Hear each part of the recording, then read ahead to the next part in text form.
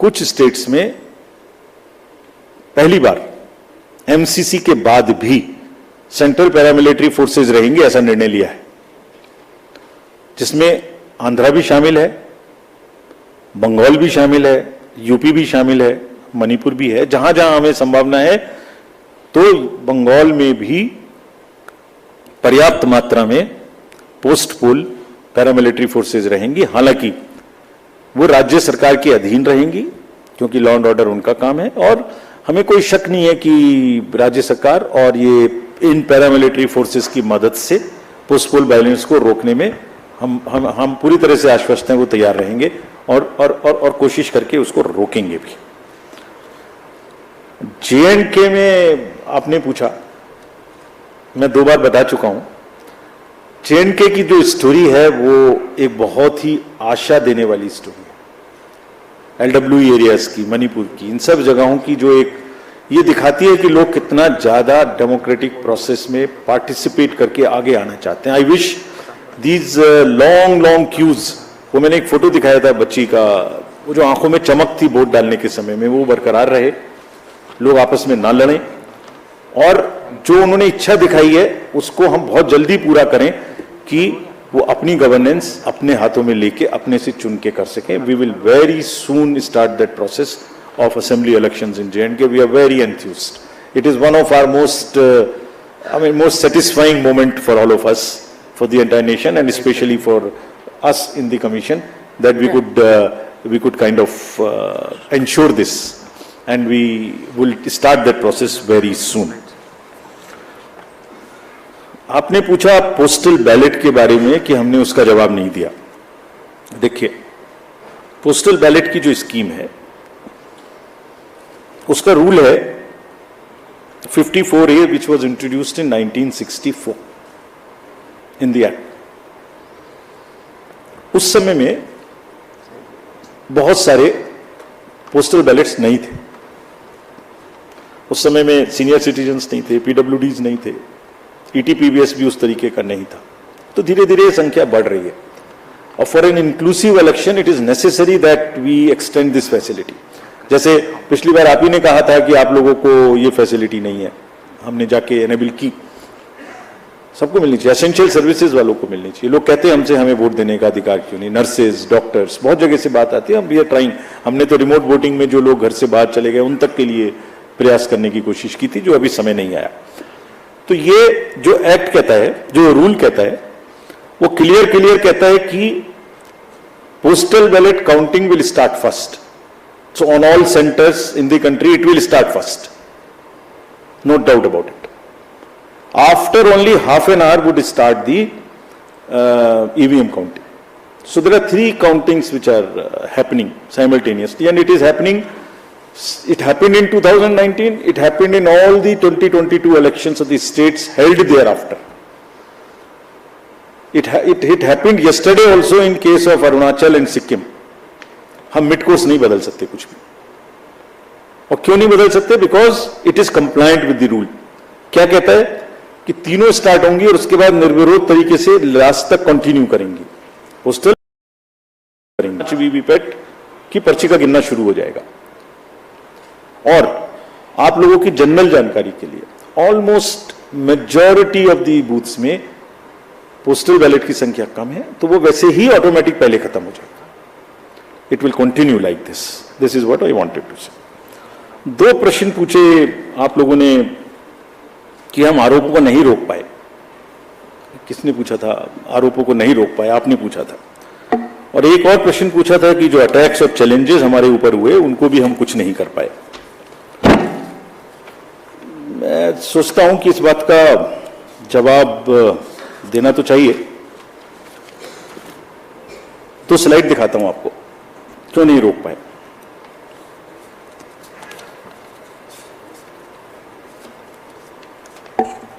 मैंने 4 M की बात की थी आपसे. एक छुपा हुआ 5वां M भी था जो मुझे पता नहीं था. मिस्चीवियस नैरेटिव्स का एक 5वां M था जिसको हम वी फेल्ड टू अंडरस्टैंड. हम अपनी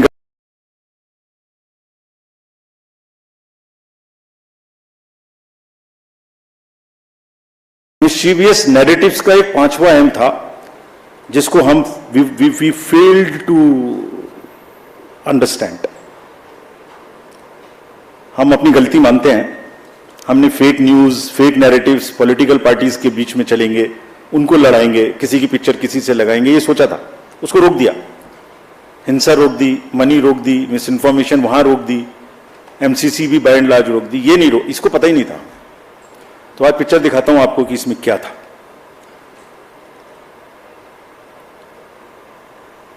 एक पैटर्न था,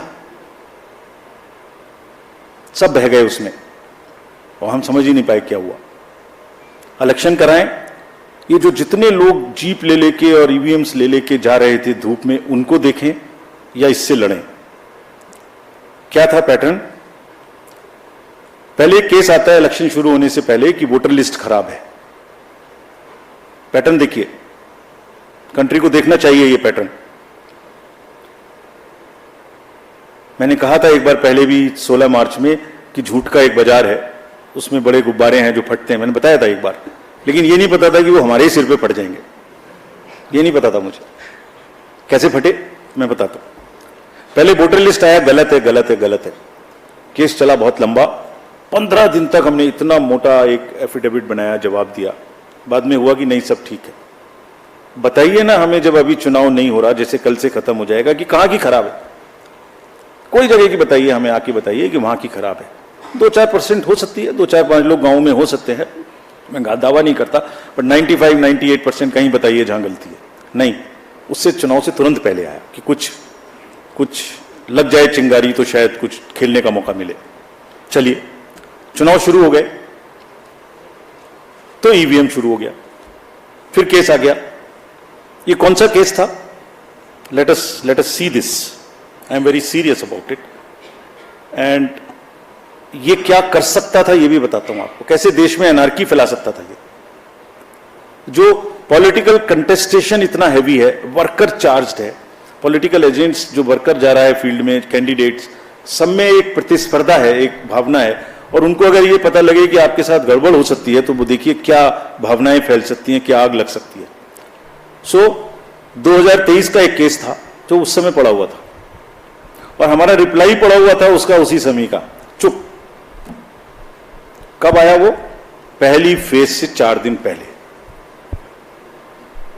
और 2019 में भी ऐसे ही आया था, एग्जैक्टली 2019 में फेज 1 के 4 दिन पहले आया था। एक बहुत बड़ा प्रदर्शन उस समय भी हुआ था। तो भाई 19 से 24 के बीच में कभी और ले आते ना, उसको ठीक कर लेते हम लोग। There is a pattern, there is a design. I am not saying tool kit, but there is a pattern, there is a design, let us understand this. दूसरा, एक अनदर केस था जो 2019 में पड़ा हुआ था, वोटर टर्नआउट पे, वो भी 2019 से पड़ा हुआ है। उसमें भी हमने जवाब 2022 में जुलाई में दे दिया था, अप्रैल में। इतना मोटा जवाब है, हर चीज का जवाब है उसमें। वो भी चुप था। आज मैं बोल रहा हूं इस बात को, आपने पूछा इसलिए, बोलना नहीं चाहता था। वो भी चुप था। क्या उसमें आरोप लगा? कि हमने वोटर टर्नआउट का डाटा नहीं दिया और 1 करोड़ से बढ़ा दिया।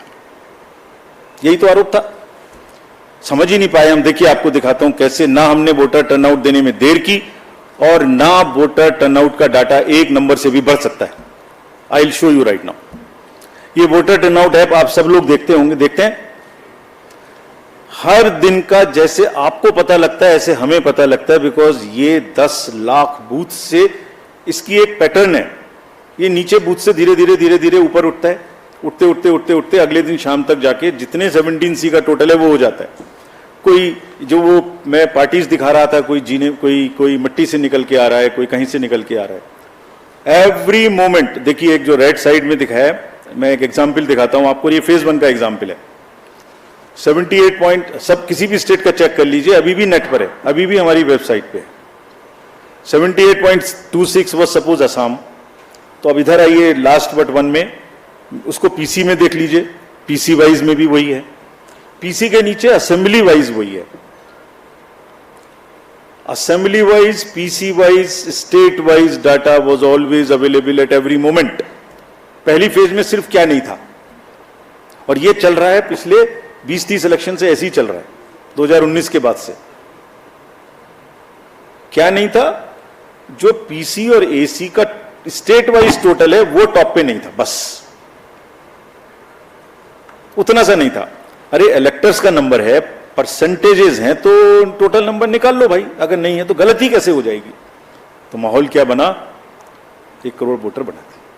तो कभी कभी वोटर लिस्ट खराब है, कभी ईवीएम खराब है, कभी ये खराब है, कभी काउंटिंग में एआरओ की टेबल पे आदमी नहीं है, 150 डीएम से बात कर ली। What is this happening in the country? ये फेक नैरेटिव है जो चल रहा है। हम इसको समझने में पूरी तरीके से फेल किए, ये हम एडमिट करते हैं। आप समझ गए, आप समझ गए हैं। तो जो आपने हमसे लर्निंग पूछी, तो हमारी इसकी बार की 3 लर्निंग है, ये भी हम अपफ्रंट एडमिट करते हैं। चुनाव हमें कम से कम 1 महीने पहले खत्म कर देना चाहिए, इतनी गर्मी में नहीं जाना चाहिए। This is one learning for us which we want to keep for us. बहुत बड़ा चुनाव है, बहुत फोर्सेस लगती हैं, बहुत मूवमेंट है, हम इससे समय को कम नहीं कर सकते, लेकिन पहले कर सकते हैं, इतनी गर्मी में नहीं करना चाहिए। This is first learning for us. Second, इस फेक नैरेटिव को लड़ने के लिए और एक और इसके लिए हमें तैयारी करनी चाहिए। और एक चीज और है, वो भी मैं आपको फ्रंट बताता हूं। आज हमने एक्सपेक्ट किया था कि ये देश की सीमाओं के बाहर से ये अटैक होंगे, हमने सोचा था, उसके इंतजाम हमने कर लिए थे, नहीं हुआ। मैं टेक्निकली बता नहीं सकता क्या इंतजाम किए थे, बट हमने इंतजाम कर लिए थे, लेकिन अपने में ही हो गया। फिर आप कहेंगे कि फिर मैंने इस पे भी कुछ लिखा था,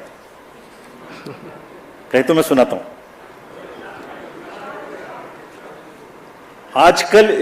आजकल इल्जामातों का दौर बुलंद है, तलखियों का बाजार गर्म है। आजकल इल्जामातों का दौर बुलंद है, तलखियों का बाजार गर्म है। पंच को पहले ही घेर लो, यानी पेशबंदी। जो एम्पायर है उसको पकड़ लो पहले से, पेशबंदी कर लो जिससे वो बोल ही ना पाए। पंच को पहले ही घेर लो, यानी पेशबंदी। मंजूर है इल्जाम लगाओ हम पर, शर्त इतनी कि साथ में सबूत भी हो। कैसे हमने 17C बदल दिया, कहां डाटा बदल दिया, कौन सी मशीन में बदल दिया, कौन सा रोल खराब हो गया, कहीं तो एक जगह का नाम बताओ ना भाई, तो बात करेंगे। फिर आगे, मंजूर है इल्जाम तो लगाओ मगर शर्त इतनी कि साथ सबूत भी हो। गोया कोई तो बात है, हर बार मुद्दई वही, कचहरी वही, गवाह कोई नहीं। गम का इलाज, शक का इलाज तो हकीम लुकमान के पास भी नहीं। ये हो रहा है। Thank you. We'll take another round of questions, sir. Yeah. Okay, just the gentleman in the green shirt in the middle. The green shirt. Yeah. Please. Please ask your question. कौन सी?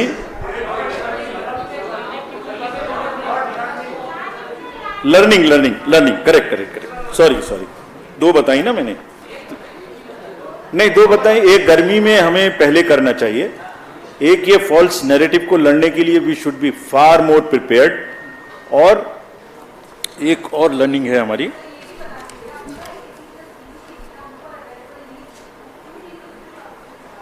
क्या बोली, दोबारा बोलिए।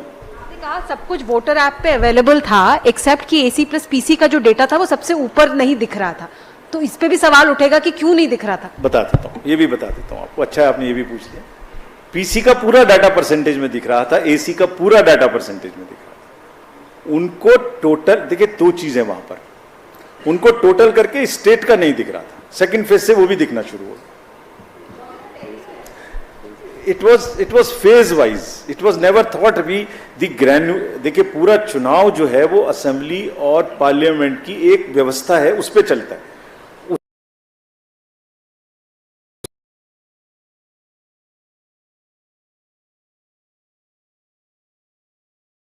उसका डाटा जो है वो sacrosanct है, बाकी सब डिस्क्लोजर्स हैं, वो स्टैट्यूटरी है। तो किसी भी कैंडिडेट के पास में हर समय में वो उपलब्ध था, हर समय में असेंबली वाइज, हर समय में पीसी वाइज उपलब्ध था। आपको सबको मुझे रिसर्च के लिए ओवरऑल परसेंटेज रिपोर्ट करने के लिए नहीं दिख रही थी, बट इसका मतलब ये तो नहीं है कि वो गायब। Yeah please ask you, switch on your mic boss. Sir मैं संजय शर्मा हूं आज तक से। हमारा सवाल यह है कि जिस पोस्टल बैलेट को लेकर सवाल उठाए जा रहे हैं, इलेक्शन कमीशन को क्या कोई प्रॉब्लम है उस रिजल्ट को, जो पोस्टल बैलेट का रिजल्ट है, इसमें कौन आगे कौन पीछे किसको कितने, क्या उसको डिक्लेयर करने में कोई परेशानी है? क्योंकि विपक्ष इसी पर सवाल उठा रहा है कि वो बाद में चुनाव आयोग पता नहीं क्या करता है, जिसमें कि पहले वो बताता नहीं है रिजल्ट कि पोस्टल बैलेट का रिजल्ट क्या आया, और बाद में। और थोड़ा धार्मिक प्रचार पे भी एक बार बताइए। या ऋषि फ्रॉम दूरदर्शन, लास्ट उधर का, towards the end he is there. One more, just one more. Sir मैं ऋषि आस्क यू क्वेश्चन। हाँ सर, मैं ऋषि दूरदर्शन न्यूज से। सर आपने सीजर के बारे में जो डाटा दिया, सर सीजर के बारे में जो डाटा दिया 10,000 करोड़ का, ये अभूतपूर्व है। तो क्या आप मानते हैं कि हमारे लोकतंत्र में इन चीजों की जो वृद्धि हुई है, आपने कंट्रोल जरूर किया, लेकिन ये वृद्धि हो रही है, तो इसके कारण क्या है? क्या मतदाताओं को उसको जागरूक करने का प्रयास करेंगे? ये फ्रंट रो में डार्क शर्ट, इनको दे दीजिए। ये दिस जेंटलमैन, हाँ जो है। Hello hello, please stop only when you get the mic, please let's observe some discipline here. Yeah please. Sir Neeraj हूं नेटवर्क 18 से। आपने पोलिंग परसेंटेज डेटा के ईवीएम से जुड़े जो सवाल थे, जो सवाल खड़े किए जा रहे थे सुप्रीम कोर्ट के आदेश के बाद, उस पर संदेह फिर खत्म हो गया। लेकिन ईवीएम वोटिंग टर्नआउट पे सवाल ये नहीं था कि बढ़ाया गया, लोग कह रहे थे पॉलिटिकल पार्टीज के लोग या बाकी लोग, लेकिन ये संदेह जरूर खड़ा हुआ था कि आखिर इतनी देरी क्यों हो रही थी। आपके सिस्टम में कहीं लूपहोल्स थे, चाहे वो आरओ के लेवल पे हो, डिस्ट्रिक्ट के लेवल पे हो, उन्होंने देने में देरी क्यों? क्योंकि आपकी तरफ से आधिकारिक तौर पे जो जारी किया गया वो रात के 11 बजे तक जो अपडेट किया, और उसके बाद सीधे पहले फेज का 11 दिन बाद, दूसरे फेज का 4 दिन बाद, और अभी तक फाइनल डेटा लास्ट फेज के भी आधिकारिक तौर पे नहीं दिया गया। आप वोटर टर्नआउट का जिक्र कर रहे थे, अगर वोटर टर्नआउट का जिक्र कर रहे थे तो फिर उस पे छोड़ देते, अपनी तरफ से नहीं देते। अगर अपनी तरफ से दे रहे थे तो फाइनल डेटा देते। सवाल ये नहीं कि आप बढ़ा रहे हैं, लेकिन सवाल ये जरूर है कि सिस्टम में लूपहोल्स हैं। चलिए,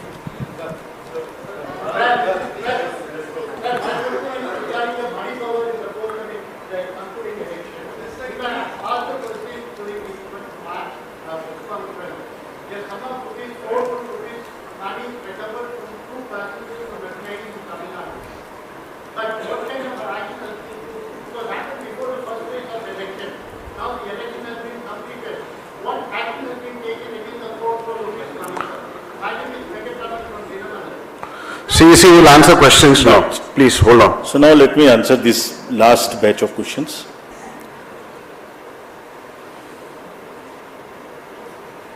पोस्टल बैलेट आपने पूछा कि उसमें क्या, क्यों नहीं कर सकते उसको। मैंने आपको रूल पोजीशन पढ़ के बताया, ये भी बताया कि मेजॉरिटी ऑफ द केसेस में वो पहले खत्म हो जाएंगे, ये भी बताया। तीसरे ये भी बताया कि मिड कोर्स हम चेंज नहीं कर सकते, और चेंज करने का कोई लॉजिक होना चाहिए, शक कोई आधार नहीं हो सकता। जैसे आपने एक वर्ड यूज किया, आयोग पता नहीं क्या करता है। आयोग कुछ नहीं करता, आयोग सच्चाई को सामने लाने के अलावा कुछ नहीं करता। आपके घर जाता है, आपका वोट बनाता है, आपकी मुरब्बत करता है कि आइए वोट डालने आइए, आपकी व्यवस्था करता है पोलिंग स्टेशन पे कि डालिए, उसके बाद मशीन को बंद करके छुपा के आपके सामने में रखता है, लेकिन ऐसा नहीं करता कि कोई इधर से उधर कर दे। ये सब इलेक्शंस का व्यवस्था एक बहुत तरीके से है, और उस प्रोसेस को हम मिड में चेंज नहीं कर सकते। जो सीजर्स की वृद्धि हुई, आपने इधर से पूछा किसी ने, देखिए ये दो तरीके के सीजर्स हैं। एक इतनी मैसिव, मैंने आपको पिक्चर्स में दिखाया था कि कितनी एफएसटीज कितनी एसएसटीज लगी हुई थी।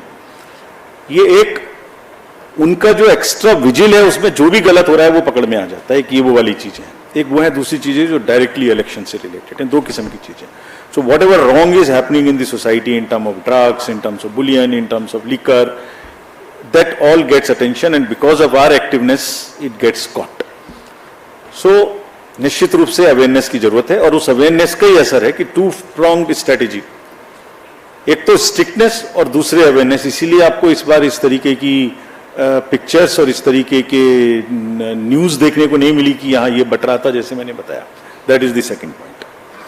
फ्राइडे की जो बात आपने कही और मंडे की, ये बिल्कुल सही है।